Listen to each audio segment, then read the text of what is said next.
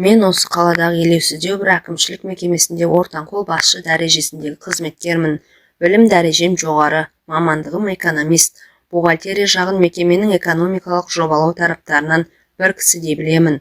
Кезінде үлкен бір басқармада бастықтың экономика жөніндегі орынбасар болып біраз жыл қызмет еттім. Аумалы-төкпелі кезеңде ол мекемеде де жабылған соң басқа жұмыс іздеуге мәжбүр болдым. Қазіргі жұмысым өзіме ұнайды.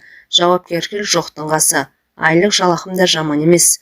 Одан да басқа үйіп-бүйтіп дегендей, пәленшенің құдасы төленшенің жиені едім деп аяқ жетер жерден іздеп келушілер де жеткілікті. Бірі істі болып келсе, кейбіреу түрлі мәселелерде қол жалғау жасауды емеуріндейді. Әйтеуір тамыр танысың, жаман абыройдың арқасында жұртқа шама шарқым келгенше көмектесіп жіберемін. Мұндайда қазақ құр қалдырмайды. Алақаныма ақша басады. Жұмыс бітір деп берген қаражатында қарпып қалам, ортаға түскеніне сияқыны және аламын. Қазағым жұмысы біткеніне мәз. Мен есебін тауып, екі асағаныма мәзбін. Сөйткен тірлік бар. Қатын 2-3 қара домалақ ұл қызы бар.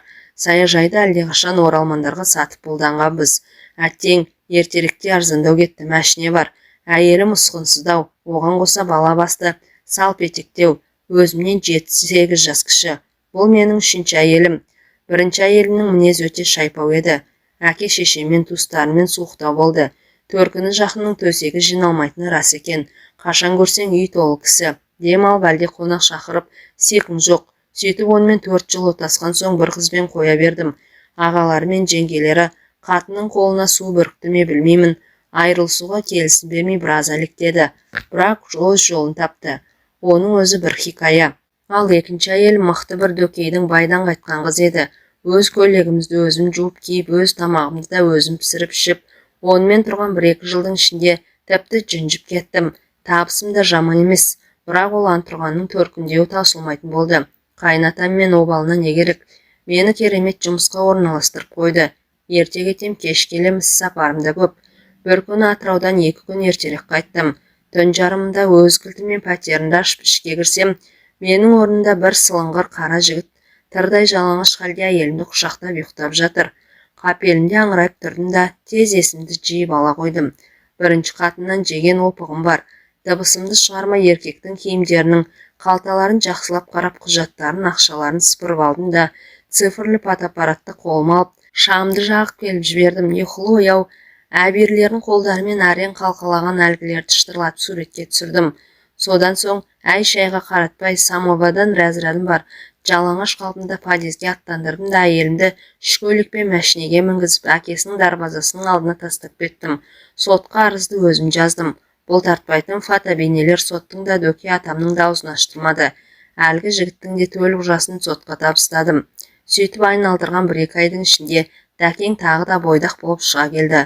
Бірақ қайын атам бұрынғы табысты қызметінен есебін тауып тайдырды. Арада көп уақыт өтпей, оның өзінде аяқ аспаннан келді. Парамен ұсталыпты. Менің қадірімді білмеген қызы осы қаланың және бір жігітіне күйеуге шығып еді.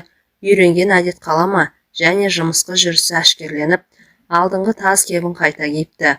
Қазір мейрамханалар мен кафелерді төңіректейді деп естідім. Шоқ-шоқ бәріңе де сол керек деп мен жүрмін. Шыны солай ғой, менің тіпті жазығым жоқ. Енді аузы күйген ұрып ішеді дегендей, үйлену мәселесін шетке сырып қойып жүредім. Бірақ жалғыздық бір Құдайға ғана жарасты деп бекерге айтпайды ғой. Берекем кетіп сиқым қашты. Жасым да 30-дан өтіңкіреп бара жатыр. Солай ойланқырап жүргенде осы бір күнгі әйелмен бір тойға барғанда таныстым. Отырыңқырап қалған қыз екен. Тойдан кейін де 1-2 рет көрген соң ыңғайыма көнетінін сездім. Сөйтіп бірде оңашада отырғанда жай күйімді жайып салып, сөз салып едім. Бұлдан тас талқан болды. Мені әлі есік көрмеген қызбын деп, шырағым-ау, әй, мен оның сарымайдай сақталып тұрғанда не шаруам бар? Маған тек қатын керек, көрдік қой ондайлардың талайын. Болса болар, содан арамыз суып кетіп еді. Бір күн Сапар деген досымның келіншегі босанып шілдехана жасалды. Сол жерде әлгі менің есік көрмегенім де әке шешесімен бірге келмесі бар ма? Танымаған кісі құсап сырт айналдым. Шынар досымның әйелі көзін қысып мені оңашалады да бұлардың өздерінің нағашы жұрт болып келетінін айтып, мен жөнінде біреулердің білгісі келіп іңкәр болып отырған жұқалап жеткізді. Әкесі анау деп сыртынан нұсқады. Содан той біткен соң қонақтарды апарып сала қойшы деп Сапар қиылды. Кемпір шалды бой жеткенмен қоса мәшинеге салып, жігіттің қыз ауылына қарай тартты да кетті. Қыздың әкесі дұрыс кісі екен. Жол-жөнекей өзі туралы біраз әңгіменің басын қайырып тастады. Үйіне барған соңда есіктен құр ауыз жібермей шайға шақырды. Сармайдай сақталғаным сызылып отырып шай құйды. Ахаңнан бірер рюмка тартып алған соң, менің есім кіріп, мәшинені қалай айдап кеткен деп санамды соқтым. Ауыл кісілер аңқау бола ма әлде әкеге алдын ала ескертіліп қойған ба, ол жағы маған беймәлім. Отағасы қонып кет деп пісіріп айтқан соң, мен мәшинемнің жүз салғыш бөлігінен тағы бір қыл мойынды әкеліп столдың үстіне қойдым. Басты ауыртып не керек? Сол түні болашақ қайнатаммен қол соғысып, қызына құда түстім. Қалыңсыз қыз болса да кәдесі күйеу болмайды деп, болашақ ата-енеме 200 мың ұстаттым. Ертеңіне Сармайым кәдімгідей қимай қоштасты. Келесі сенбіде екі ағам жеңгелермен келіп қызға құда түсті. Кешке таман төркінімен сыңсып қоштасқан қалыңдықты алып қалаға қайттық. Дүрпілдетпегенмен орташалау той жасап, жаңа қайын жұртқа жақты да күтіп жібердім. Қазір міне 10 шақты жылдың жүзі болып қалды. Осы қатыным күләшпен түтініміз Құдайға шүкір әзірге түзу шығып келеді. Тоғырдан түсе қоймаған күйім жоқ. Беті тегістеу төмен етектіні көрсем әлде де лебем қозады. Бұл қасиетімді бұрын Сармайдай сақталған, осы күні қақпыш балықтай қақталған қатыным жақсы біледі.